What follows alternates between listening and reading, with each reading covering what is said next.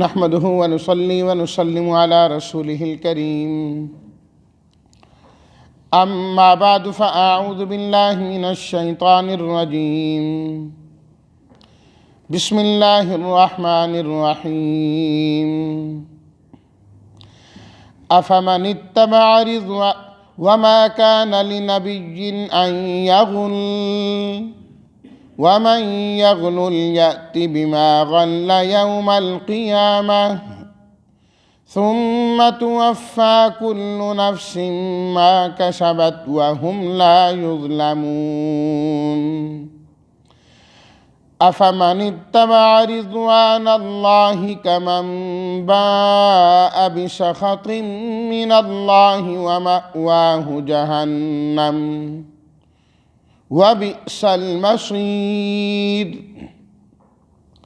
هم درجات عند الله والله بصير بما يعملون صدق الله مولانا العظيم اللهم صل على سيدنا ومولانا محمد وعلى آل سيدنا ومولانا محمد وبارك وسلم ما کانا نہیں ہے کسی نبی کے لیے ان یغل غلول سے غلول کا معنی ہوتا ہے کسی چیز کو چھپا لینا، خیانت کر لینا، چوری کر لینا، وہ اس کو بھی چھپایا جاتا ہے۔ یغلل اسی سے ہی ہے جس نے کسی چیز کو چھپا لیا، خیانت کر لی۔ یأتی لائے گا اس کو، توفا پورا پورا دیا جائے گا، وفا متوفی موت دینے والا، کیونکہ پورے پورے انسان کو لے لیا جاتا ہے وہاں پر بھی۔ افمن اتبع من وہ شخص اتبع جس نے اتباع کی، رضوان اللہ اللہ کی رضامندی کی، باء لوٹا مستحق ٹھہرا، مأواہ ٹھکانہ اس کا، بئس بہت برا، درجات مختلف درجات والے ہیں لوگ۔ ترجمہ وما کان لنبی ان یغل نہیں ہے کسی نبی کے لیے یہ روا کہ وہ کسی چیز کو چھپا لے اور خیانت کرے۔ جو شخص خیانت کرے گا لائے گا اس چیز کو جو اس نے خیانت کی قیامت کے دن، پھر پورا پورا بدلہ دیا جائے گا ہر نفس کو اس کا جو اس نے کمایا، اور وہ ظلم نہیں کیے جائیں گے۔ کیا بھلا وہ شخص جس نے اللہ کی رضامندی کی اتباع کی، ہو سکتا ہے مثل اس کے جو اللہ کی ناراضگی کا مستحق ٹھہرا اور ٹھکانہ اس کا جہنم ہو، اور وہ تو بہت ہی بری جگہ ہے پھرنے کی جانے کی۔ لوگ مختلف درجات والے ہیں اللہ کے ہاں، اور جو وہ عمل کرتے ہیں اللہ اسے دیکھنے والے ہیں۔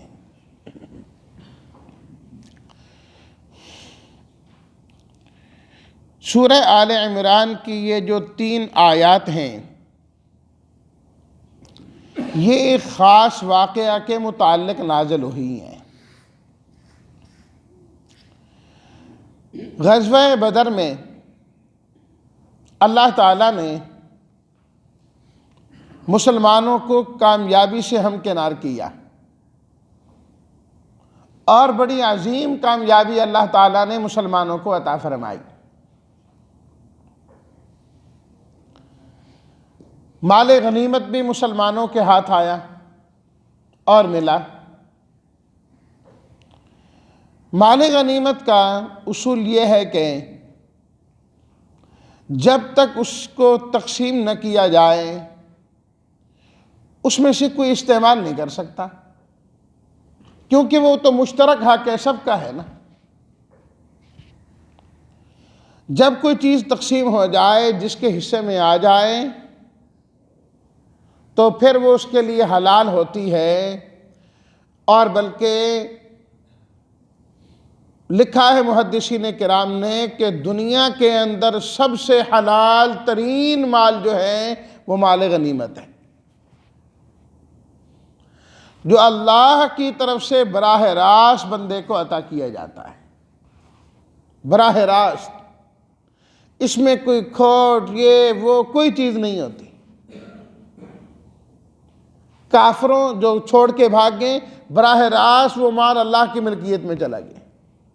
اور پہلے ایسے ہی ہوتا تھا نا کہ اللہ کی طرف سے آگ آتی اور مال غنیمت کو جلا کے رکھ دیتی، لیکن اب یہ نہیں ہے، اللہ تعالیٰ اپنے ایمان والے بندوں کو عطا فرما دیتے ہیں کہ چلو تمہارا ہے۔ سب سے حلال ترین مال مال غنیمت، مال غنیمت۔ الغرض غزوہ بدر کے موقع پر ایک چادر گم ہو گئی، اور پتہ نہیں لگ رہا کہ وہ چادر کدھر گئی۔ کچھ منافقوں نے، جن کا دل آپ علیہ الصلوۃ والتسلیمات کے بغض سے بھرا ہوا تھا، ایمان تو تھا نہیں نا، وہ تو صرف اپنے نفع حاصل کرنے کے لیے، فوائد حاصل کرنے کے لیے تھے، انہوں نے کہہ دیا نعوذ باللہ من ذالک کہ یہ چادر نبی کریم صلی اللہ علیہ وسلم نے اپنے لیے رکھ لی ہوگی، تہمت لگا دی آپ علیہ الصلوۃ والتسلیمات پر کہ یہ چادر آپ کے پاس ہی ہے۔ اللہ اکبر، نبی کریم صلی اللہ علیہ وسلم کی ذات پر اس طرح کی تہمت کا لگنا کہ آپ نے جی چادر لی ہے۔ تو اللہ رب العزت نے اس کے متعلق قرآن مجید کی یہ آیات نازل فرمائی، یہ تین ہم نے پڑھی ہیں، جبکہ صراحتاً بات یہ ہے کہ یہ ممکن ہو ہی نہیں سکتا۔ یہ کیسے ممکن ہے؟ اللہ اکبر، چند دن پہلے ہم حدیث میں پڑھ رہے تھے، ریاض الصالحین کے اندر یہ حدیث لکھی ہوئی ہے کہ ایک عورت نے ایک صحابی رسول صلی اللہ علیہ وسلم کے خلاف یہ مقدمہ دائر کیا کہ انہوں نے میری زمین پر قبضہ کر لیا ہے، میری زمین پر قبضہ کر لیا انہوں نے۔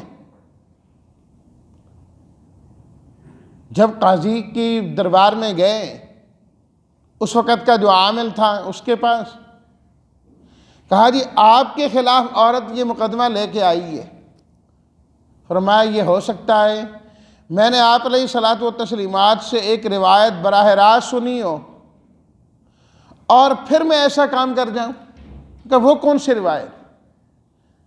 یہ حدیث میں آتا ہے نبی کریم صلی اللہ علیہ وسلم نے فرمایا جو شخص کسی کی ایک بالشت زمین قبضہ کرتا ہے، ایک بالشت زمین قبضہ کرتا ہے، فرمایا قیامت کے دن اتنی 7 زمینیں اٹھا کے اس کے گلے میں ڈال دی جائیں۔ بس انہوں نے یہ حدیث بیان کی، فرمایا بس آپ چلے جائیں، میں آپ سے اس سے زیادہ پوچھتا ہی کچھ نہیں۔ اور انہوں نے یہ کہا کہ پروردگار، اگر اس عورت نے جھوٹ بولا اور تو جانتا ہے کہ یہ جھوٹ بول رہی ہے میرے خلاف، اے اللہ اس وقت تک موت نہ دینا اس کو جب تک کہ یہ اندھی نہ ہو جائے۔ راوی فرماتے ہیں کہ ان کی بد دعا پوری ہوئی، وہ اندھی ہوئی، اور اسی زمین میں جس کے بارے میں اس نے کہا تھا کہ یہ میری ہے اور اس کی نہیں تھی، اسی میں جا رہی تھی، اسی کے گڑھے میں گری اور وہی مر گئی، وہی مر گئی وہ۔ اس لیے تو فرمایا نا کہ آپ علیہ الصلوۃ والتسلیمات کی روایت حدیث قدسی ہے کہ جو میرے کسی ولی سے دشمنی رکھتا ہے میں خود اس کے ساتھ اعلان جنگ کرتا ہوں، اللہ کی طرف سے۔ جب ایک صحابی رسول صلی اللہ علیہ وسلم کا یہ حال ہے تو اللہ کے نبی تو اللہ کے نبی ہے نا، آپ کے تو کیا کہنے ہیں۔ تو آپ نے ایک چادر لینی ہے؟ کبھی نہیں ہو سکتا۔ تو اللہ تعالیٰ نے یہ آیت نازل کی، وَمَا كَانَ لِنَبِيٍّ أَن يَغُلَّ، کسی نبی کی شایان نشان ہو ہی نہیں سکتا کہ وہ کسی چیز کو چھپا لیں اور چادر چھپا لیں، خیانت کر لیں۔ غلول ابھی میں نے ذکر کیا، کسی چیز کو چرا لینا، چھپا لینا۔ زیادہ تر مال غنیمت کی چوری کو غلول کہا جاتا ہے۔ مال غنیمت میں جو چوری کی جائے اس کو غلول کہتے ہیں۔ فرمایا چوری تو چوری ہے، لیکن جو مال غنیمت کی چوری ہے وہ تو بڑے گناہ والی ہے۔ وہ اس لیے کہ انسان جب کوئی چیز لیتا ہے، چوری کرتا ہے، تو اس کا کوئی ایک مالک ہوتا ہے۔ چیز اٹھائی اس نے، ایک آدمی کے حق پر ڈاکہ ڈالا، اور اگر معافی تلافی دنیا میں نہیں ہوئی تو قیامت کے دن یہ ایک آدمی کا دیندار ہوگا، ایک آدمی کو اس نے دینا ہوگا، اس کی ذمہ داری اس کے اوپر ہے۔ اور جو مال غنیمت یا کوئی بھی مشترک مال ہے جو اس میں سے لیتا ہے، اس کا معاملہ اس لیے سخت ہے کہ وہ تو سب کا حق ہے۔ تو گویا کہ اس بندے نے سب کے حق پر ڈاکہ ڈالا، قیامت کے دن یہ سب کو جواب دہ ہوگا۔ یہی وجہ ہے کہ یہی جو غزوہ غالباً غزوہ بدر ہی تھا یا کوئی اور موقع تھا، آپ علیہ الصلاۃ والتسلیمات کے پاس ایک صحابی آئے اور تھوڑی سی اون ان کے پاس تھی، اون تھی تھوڑی سی ان کے پاس، آ کے عرض کرنے لگے غنیمت کا اتنا یہ حصہ میرے پاس بچا رہ گیا ہے، یہ بھی غنیمت میں سے ملا تھا، میں جمع نہیں کرا سکا۔ آپ علیہ الصلاۃ والتسلیمات نے فرمایا اب میں اس کا کیا کر سکتا ہوں، غنیمت تو تقسیم ہو گئی، حق والوں کو اس کا حق مل گیا، اب اتنی سی چیز سب میں تو تقسیم کرنا ممکن نہیں، کسی ایک کو دینا یہ تو ترجیح ہے بلا مرجح کہ وہ اس کا مستحق نہیں ہے، اس کو دیں کسی اور کو نہ دیں، کیسے ہو سکتا ہے؟ فرمایا اب میں یہ قبول نہیں کرتا، لے جاؤ یہ قیامت کے دن ہی اب لے کے آنا دوبارہ۔ فرمایا اس کا کوئی طریقہ ہی نہیں ہے، میں کیا کروں؟ تو مشترک مال سے کوئی چیز لینا یہ باقی مالوں سے لینے سے زیادہ سخت ہے۔ یہ وجہ ہے کہ فقہائے کرام نے لکھا ہے یہ جو بیت المال ہوتا ہے، اسی طریقے سے جو حکومت کی چیزیں ہیں، یہ اس قسم کی چیزیں ہیں، ان تمام کا یہی حکم ہے۔ بھی اگر افسر ہے، دفتر میں ہے، پورا دفتر اس کے ماتحت ہے، تو وہاں کی جو چیزیں ہیں وہ اس کی ملکیت تو نہیں ہے نا۔ کوئی چیز اس نے بغیر حق کے لے لی، حتیٰ کہ فقہاء نے لکھا ہے کہ وہاں کا پین جو وہاں کے کام کے لیے ہے جیب میں ڈال کے لے آئے گا، وہ بھی غلول میں شامل ہوگا۔ وہ تو پوری قوم کا حق ہے، پوری قوم کا حق ہے۔ اللہ اکبر۔ اور آج پوری قوم کا جو ہے مال ایسے ہی کھایا جاتا ہے، ایسے ہی کھایا جاتا ہے۔ ہر ایک جو آتا ہے وہ دوسرے سے بڑا مستحق ہوتا ہے، ہر آنے والا دوسرے سے بڑا مستحق ہوتا ہے، جس سے جتنا ہو سکتا ہے لے کے جا رہا ہے، لے کے جا رہا ہے، لے کے جا رہا ہے۔ غریب بیچارہ جو ہے نا چوری کر لے اس کی خیر نہیں، اور اس طرح کی چوری جتنی مرضی کر لو کہتے ہیں وہ نہیں جی ہے ہی نہیں، اس کا نتیجہ زیادہ سخت ہے۔ نبی کریم صلی اللہ، اور بلکہ ساتھ میں ہے نا وَمَن يَغْرُلْ يَأْتِ بِمَا غَلَّ يَوْمَ الْقِيَامَةِ، فرمایا جس شخص نے خیانت کی، اپنی خیانت کی ہوئی چیز کو قیامت کے دن لے کے آئے گا، لے کے آئے گا وہ اس خیانت والی چیز کو۔ حدیث شریف میں آتا ہے نبی کریم صلی اللہ علیہ وسلم نے فرمایا میں تمہیں نہ پاؤں اس حال میں کہ تم آؤ اور تمہارے کندھے پر اونٹ بول رہا ہو۔ اس زمانے میں مال تجارت یہی ہوتا تھا نا، مال غنیمت بھی، جانور وغیرہ یہ چیزیں۔ کسی نے ایک اونٹ لے لیا، فرمایا وہ اونٹ اس کی گردن پر کندھے پر بیٹھا بول رہا ہوگا، آوازیں نکال رہا ہوگا، پورے میدان معاشر کو معلوم ہوگا کہ اس نے مال غنیمت میں یا مشترک مال سے خیانت کی تھی اس نے۔ مشترک مال میں خیانت کی ہے، دیکھو آج اس کو اٹھا کے پھرتا ہے۔ اب جس نے جتنی خیانت کی اس کے کندھوں پر اتنا ہی ہوگا، جس طرح ابھی میں نے ذکر کیا، جتنی زمین لی اتنی زمین اس کے گلے میں ہوگی۔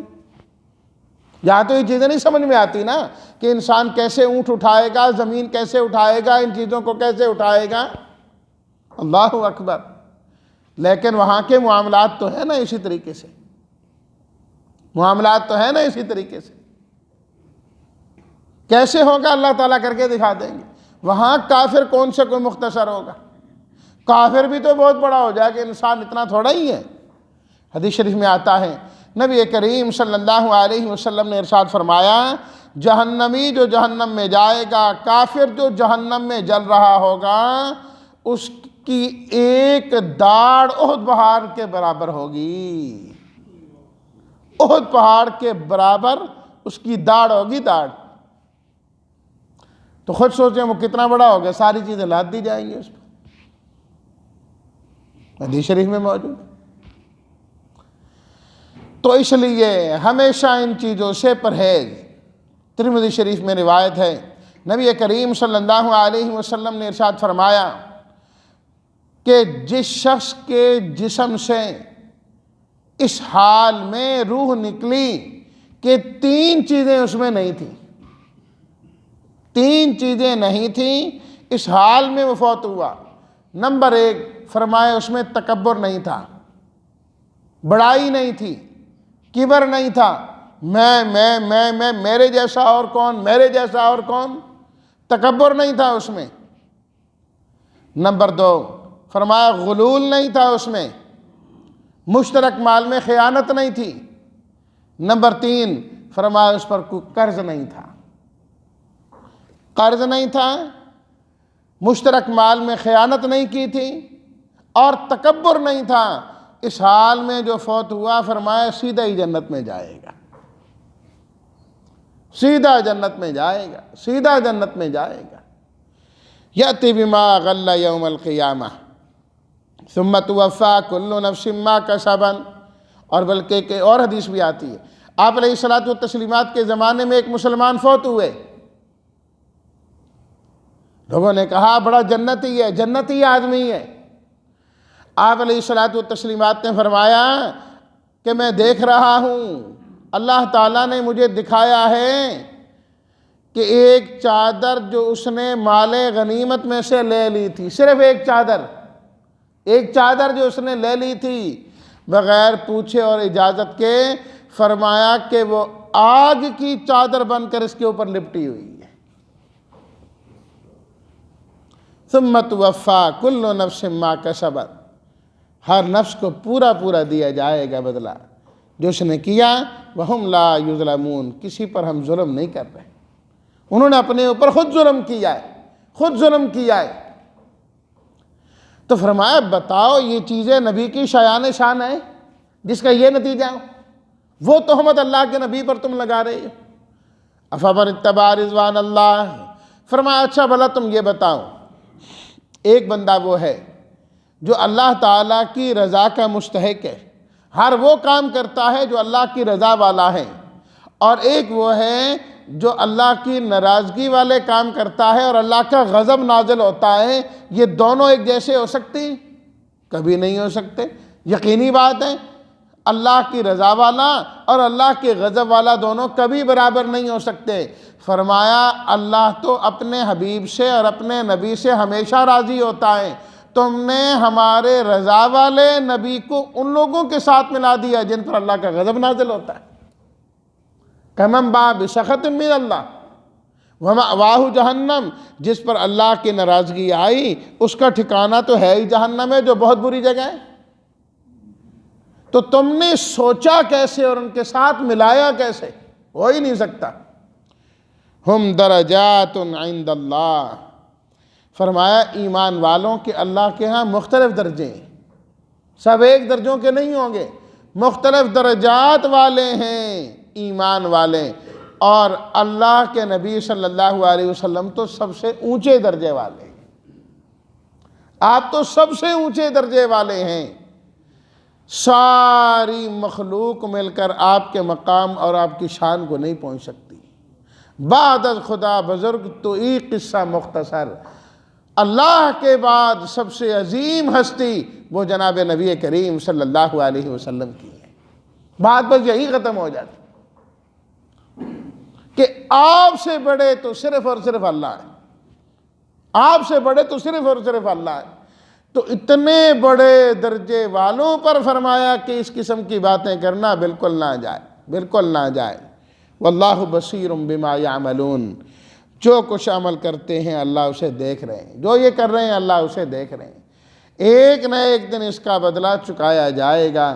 اللہ ہم سب کو اپنی رضا والے کام کرنے والا بنائے، جن پر اللہ کا غضب اور ناراضگیاں ہوئیں اللہ ان سے بچنے والا بنائے اور اپنے نبی کا پیروکار بنائے۔ وآخر دعوانا ان الحمد للہ رب العالمین۔